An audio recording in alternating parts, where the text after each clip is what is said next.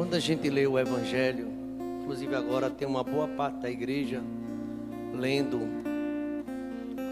o Evangelho de Mateus, alguns já estão no Evangelho de Marcos, e a gente percebe com muita clareza como eram os discípulos de Jesus Cristo.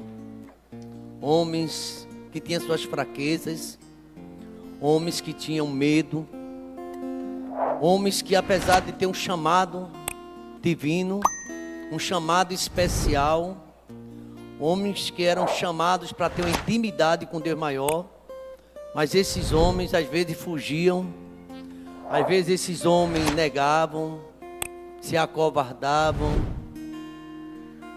e pareciam destituídos de fé. Agora, meus irmãos, tem tantos que eu poderia dar um exemplo, mas o mais evidente de Pedro. Quem era o apóstolo Pedro no Evangelho de Mateus, no Evangelho de Marcos, no Evangelho de Lucas? Pedro que andou pelas águas, embora afundou, mas andou pelas águas, sobre as águas. Pedro que viu a sogra morrendo sem nenhum remédio para curar daquela febre, ninguém sabia o motivo daquela febre, mas viu a presença de Jesus Cristo na casa dele, a febre ia embora. Pedro que no Monte da Transfiguração identificou Moisés, é muito forte isso, lá em Lucas está falando isso, 17, identificou Moisés, Elias, representando os profetas, Moisés a lei, e viu a graça de Cristo. Ele dizia assim: Senhor, façamos 3 tendas aqui, uma para o Senhor, uma para Moisés, outra para Elias. Esse mesmo Pedro, que certa vez Jesus Cristo chamou os discípulos e disse assim: quer que o povo está falando sobre mim? Quer que o povo diz ser o filho do homem? Um diz que tu és João Batista, um dos profetas, Jeremias. E Jesus pergunta para os discípulos: e vocês? Quer que diz que eu sou? Pedro novamente diz assim: tu és o Cristo, o enviado, o Messias. Tu és o Filho do Deus vivo. Que convicção! Pedro diz isso, mas logo em seguida, Jesus Cristo começa a falar que ele vai morrer. Que os discípulos todos deveriam ir para a Galileia, onde teriam um encontro após a ressurreição. Mas Pedro não compreendia isso. Pedro disse: de jeito nenhum, o Senhor não morre não, que eu não deixo. E Jesus disse assim para Pedro: tu conhece as coisas de homens, de Deus não, Satanás. Chamou até Pedro de Satanás, porque era o diabo usando Pedro.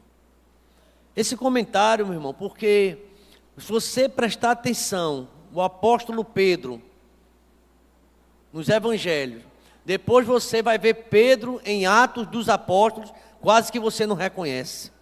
É outro homem. Porque Deus começou a mover o coração de Pedro. Primeiro, lá no finalzinho, Jesus Cristo preparando Pedro, perguntou se Pedro o amava. E Pedro disse que sim.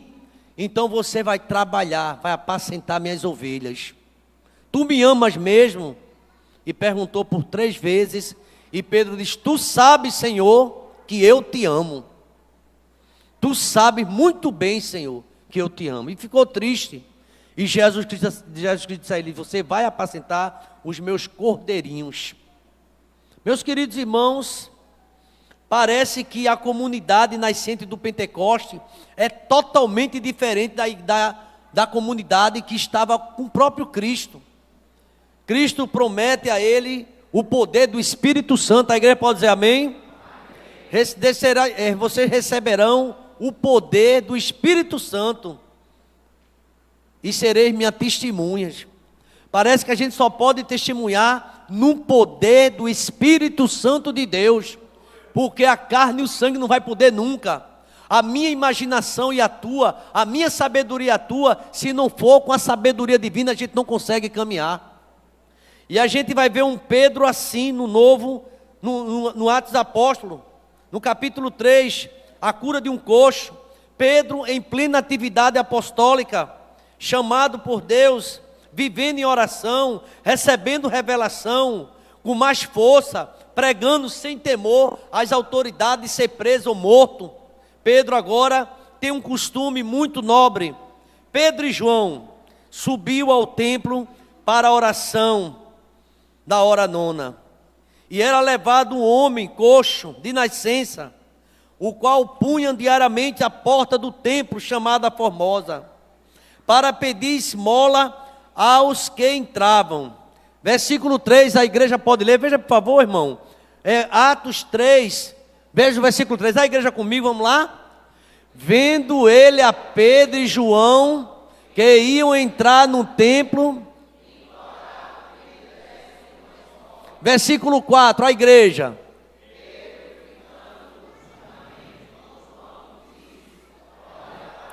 Irmãos, presta atenção, olha para nós.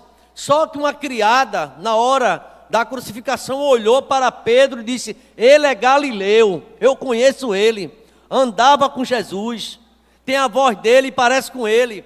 Pedro disse: eu nunca o vi, e começou a soltar pragas a ele mesmo: eu não conheço esse homem. E Jesus já tinha profetizado, porque Pedro disse: jamais eu te deixarei. A gente dá o destaque a Pedro, porque Pedro, ele tomava a frente, mas todos os outros discípulos disseram a mesma coisa: nós jamais te deixaremos.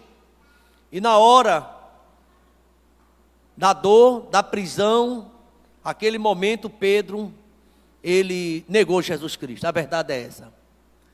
Embora Jesus Cristo, ele lembrou das palavras de Cristo e chorou amargamente.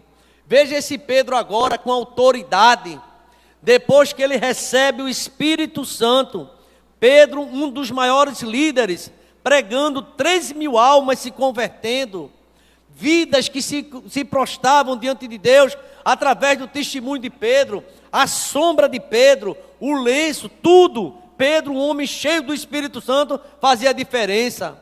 E diz que aquele homem à porta da igreja olhava atentamente, porque Pedro pediu para olhar para eles, esperando receber alguma coisa. Versículo 6, toda a igreja, bem forte, vamos lá. Pedro, porém,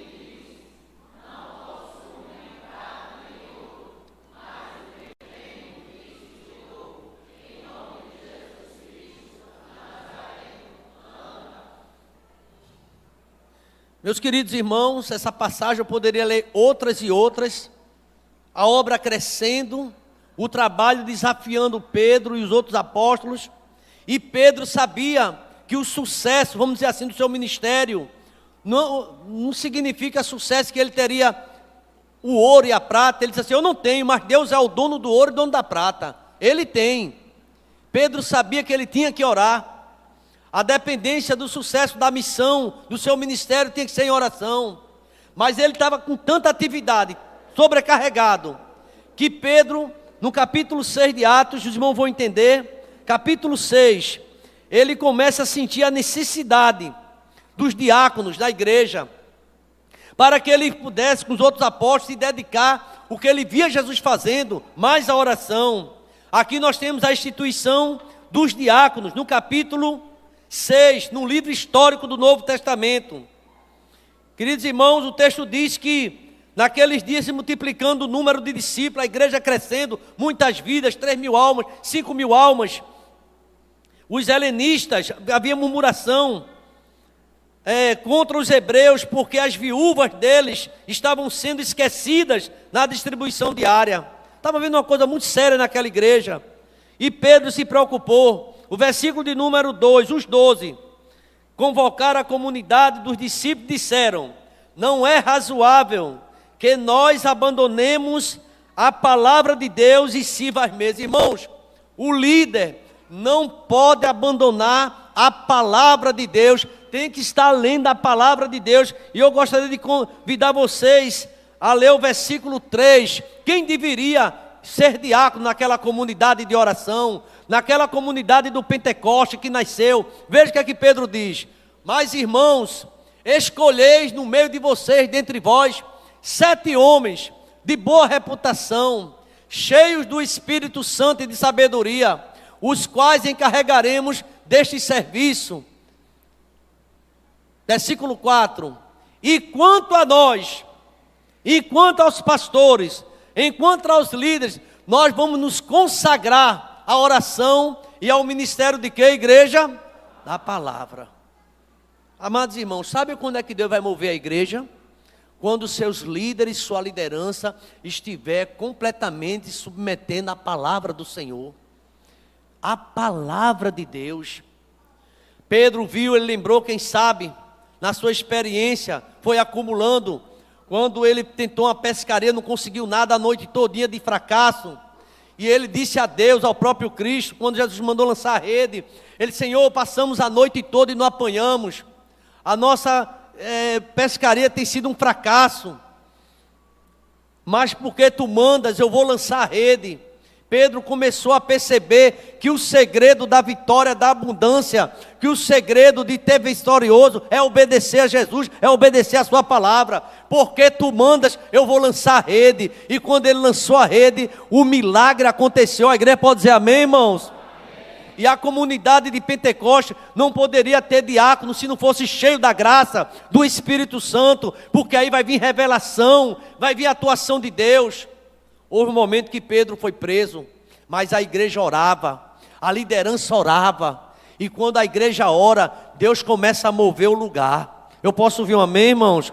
Você quer ver a igreja se mover? Comece a orar. No capítulo 4, veja o que aconteceu aqui, quando na verdade a igreja estava em oração, Pedro estava preso. O Pedro que estava orando com João no templo da porta, foram presos no capítulo 4.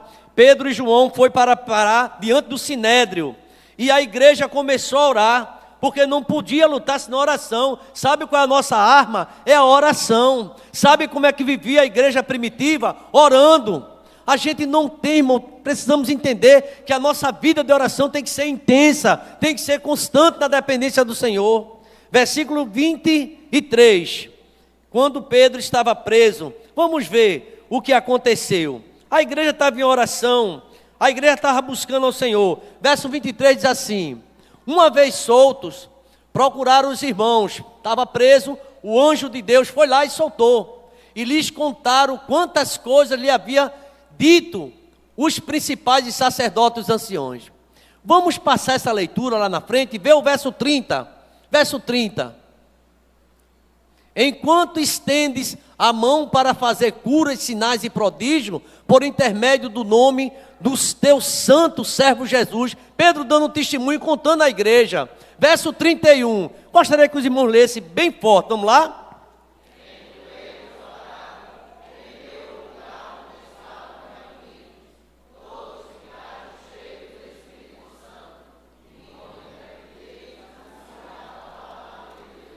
Meus irmãos, eu não quero inventar nada além do que está na palavra. Não tem invenção, não tem que criar outro termo. Eu gostaria de mostrar como é que vivia essa igreja. Essa igreja que operava esses milagres. Essa igreja que o Espírito Santo falava e quem mentisse para o Espírito Santo morria. No capítulo 5 a gente vai ver um casal nobre da igreja que mentiram. E Pedro disse: você não mentiu para mim, você não mentiu para homens, você mentiu para o Espírito Santo. Então, em capítulo 2 agora, como vivia Pedro, como vivia essa igreja? Presta atenção, a gente vai perguntar: você está vivendo desse jeito? É a pergunta, eu estou vivendo desse jeito? Como é que essa igreja vivia?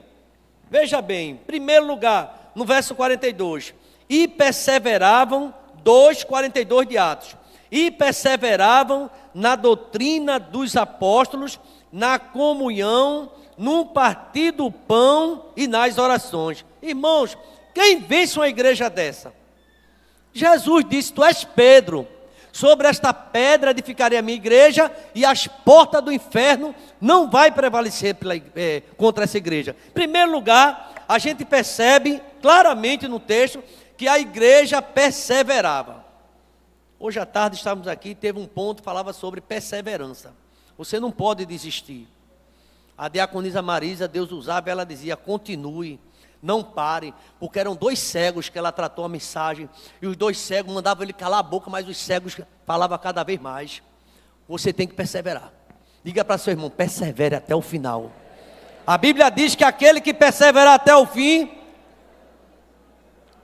persevere, não desiste. Mas pastor, estou triste, se alegre. Saiba que Deus tem solução para esse problema. Todos os problemas Deus tem solução. A igreja perseverava na oração.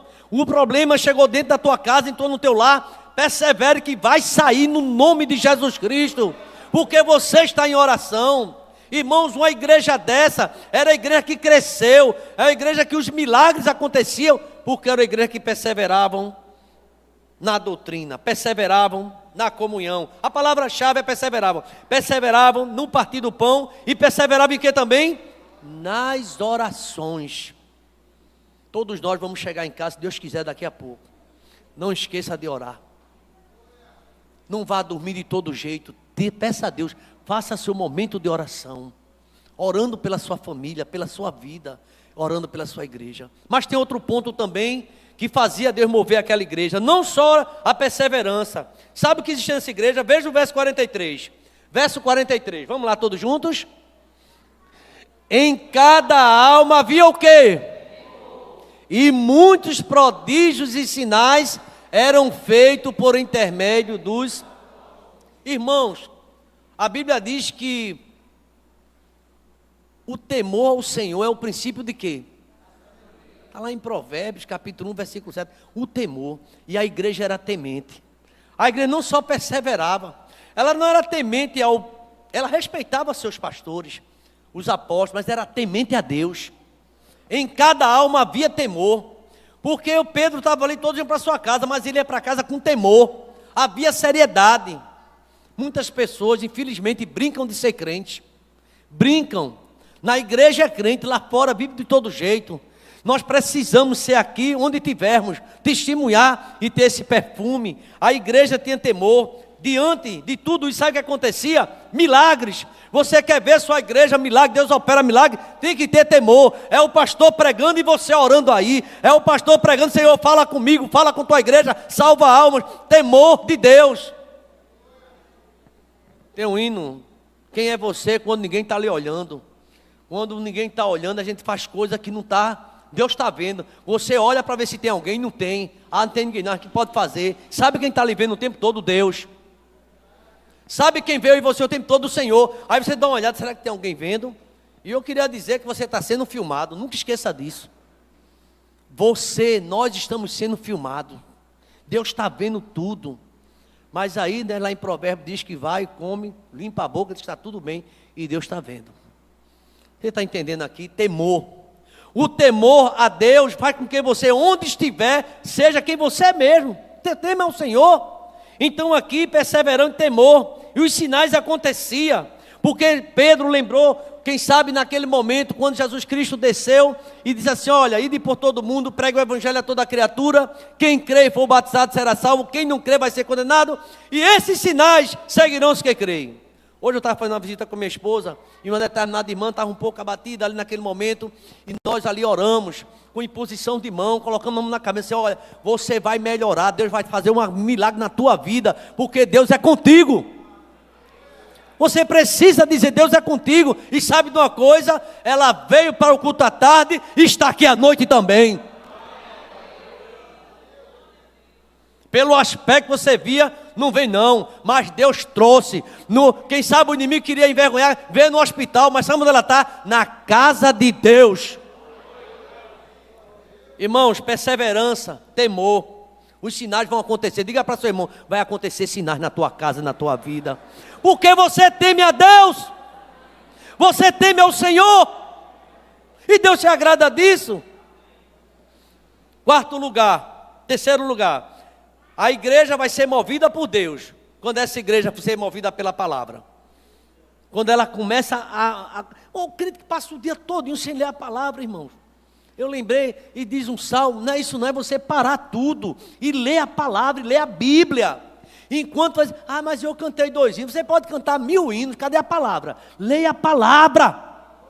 Para com isso, você chega à noite na igreja frio, parecendo um picolé, porque você não lê Bíblia.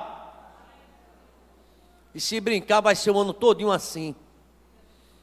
Já está no dia 10. Não aceite isso. Leia a palavra. Tema a Deus. Mas em terceiro lugar. E último, já estou terminando. Presta atenção no verso 44, o que é que aconteceu. Vocês vão perceber. 44. Todos os que creram estavam como? E tinham tudo em quê? Irmãos, estar juntos. O que é que sugere? O que é estar junto, sentado na mesa? É comunhão. A Bíblia diz: quão bom e quão suave é que os irmãos vivem o quê? Em união. A briga, a contenda, Deus não opera. Deus quer que aprendamos a perdoar, para ter comunhão com o nosso irmão. Buscar a paz com todos. A paz com todos é a comunhão sem qual ninguém verá o Senhor. Sabe o que está acontecendo hoje? É brigas, mais brigas, é confusão, desentendimento. Deus não se agrada disso. Eu sei que é um preço muito alto. Comunhão, tinha tudo em comum, estavam juntos, distribuíam, ajudavam aqueles irmãos, louvavam juntos, adoravam juntos e viam os milagres juntos, porque Deus faz milagre e todos viam. 7 diáconos, todos eles cheios do Espírito Santo de Deus. Bom testemunho, boa reputação. Os apóstolos sabiam, se a gente escolher só porque o irmão é legal, não vai dar certo não. Esse irmão tem que estar de oração. Ele tem que estar visitando as viúvas, ele tem que estar acabando com essas briguinhas que estão acontecendo na igreja. E a missão do diácono é muito forte, mas quando o próprio diácono é encrenqueiro, aí ninguém segura não. Aí a igreja, homem cheio do Espírito Santo, aí vê um diácono morrendo ali, apedrejado, Estevão, mas pregando a palavra, cheio do Espírito Santo, anunciando a palavra. Perseverança, digam comigo, perseverança. A igreja tem que ter temor, comunhão. Vai acontecer o milagre. Versículo 47. A igreja pode ficar de pé, por favor, está terminando. 47. Todos comigo, vamos lá? Louvando a Deus. Enquanto isso,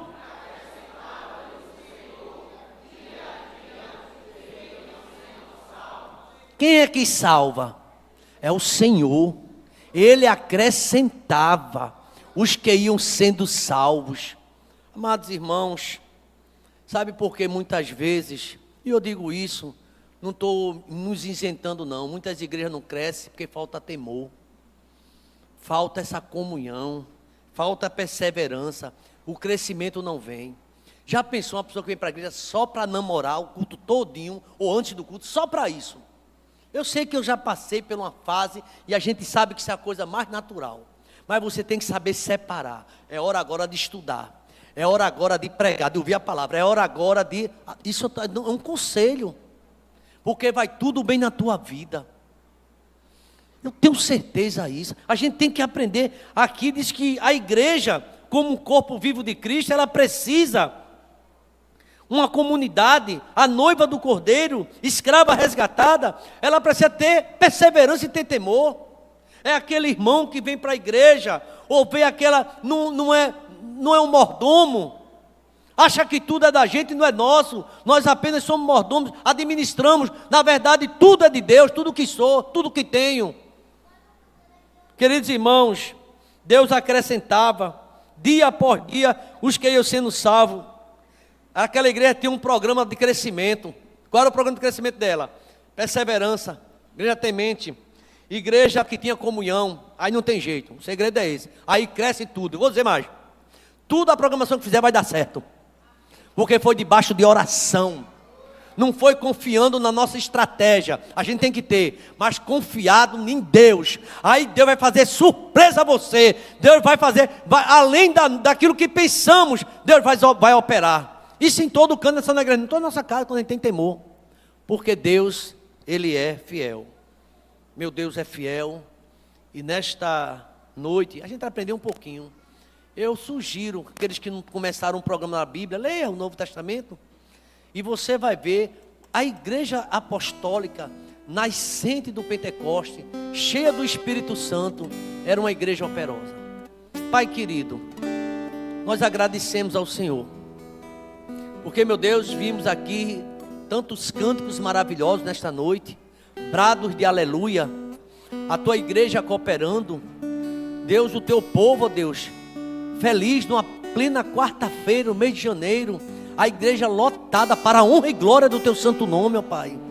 E aqui, ó Pai, nós estamos aprendendo com uma igreja que é dominada pelo teu Espírito Santo, uma igreja que é movida pelo teu Espírito Santo, é uma igreja perseverante na oração, na comunhão, na palavra, no temor, e vai crescendo, ó Pai. Eu quero te agradecer pelas nossas crianças que estão conosco, Quero te agradecer por cada irmão, por cada visitante. Meu Deus, eu tenho certeza que teu Espírito Santo falou. Pai, não é a nossa capacidade, porque nós não temos. A nossa capacidade vem do Senhor. É o teu Espírito Santo operando na vida da igreja, Pai.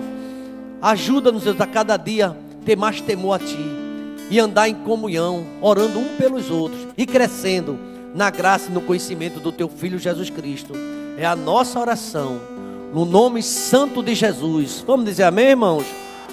Que a graça do Senhor Jesus, o amor de Deus, o nosso eterno Pai, a comunhão e as doces consolações do Teu Espírito Santo, ó Pai. É o Espírito Santo, esteja sobre essa igreja, sobre cada um de nós, desde agora e para todo sempre. A igreja pode dizer amém?